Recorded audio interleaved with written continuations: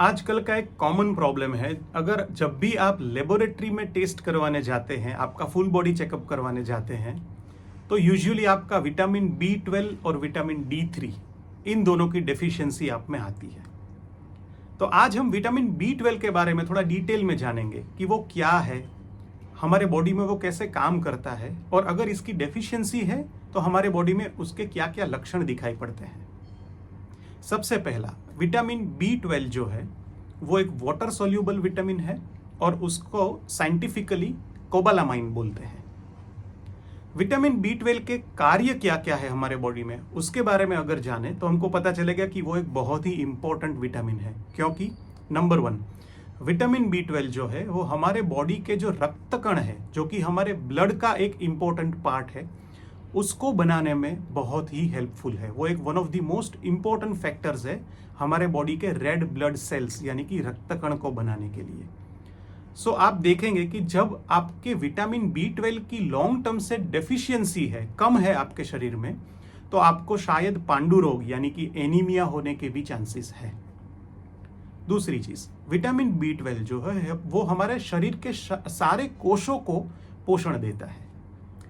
तो जब भी विटामिन B12 की डेफिशिएंसी है, तब हमारे शरीर में थोड़ा सा वीकनेस जैसा फील होना, फटीग जैसा फील होना, काम करने की इच्छा ना होना, ये सारे प्रॉब्लम्स हम फेस कर सकते हैं। तीसरी चीज, विटामिन B12 जो है वो हमारे चेता तंत्र यानी कि नर्वस सिस्टम, उसके कोशों के सिंथेसिस में भी हेल्प करता है, उसके कोशों को बनाने में भी हेल्प करता है। तो जब भी विटामिन B12 की डेफिशिएंसी पाई जाए तो शायद हमको हाथ पैरों में थोड़ी सी झंझनाहट होना, या तो खालीपन जैसा महसूस होना, या तो फिर मेमोरी लॉस, या तो फिर कंसंट्रेशन में कुछ इश्यूज, ये सारी चीज़ें भी हो सकती है। और चौथी इंपॉर्टेंट चीज़, विटामिन B12 जो है वो हमारे DNA सिंथेसिस में हेल्प करता है। DNA जो है वो हमारी एक डिजिटल ब्लूप्रिंट है जिससे कि हमारी आइडेंटिटी बनती है। वो DNA बनाने में बहुत सारे फैक्टर्स रिस्पॉन्सिबल है, जिसमें से एक इंपॉर्टेंट फैक्टर है विटामिन B12। तो आपने देखा होगा कि इतने सारे बेनिफिट्स है विटामिन B12 के। अब जब आपको विटामिन B12 की डेफिशिएंसी है तो कुछ ऐसे आहार है जिससे आपका विटामिन B12 जो है वो सफाइस हो सकता है। नॉर्मली हमारे शरीर को 2.4 to 2.8 microgram daily vitamin B12 की ज़रूरत होती है। जब इससे कम विटामिन B12 हमारे शरीर को मिलता है, और वो भी for a longer period of time, तब हमको उसका डेफिशिएंसी फील होता है, उसकी कमी फील होती है। तो आप विटामिन B12 को डाइट के थ्रू कैसे सफाइज कर सकते हैं?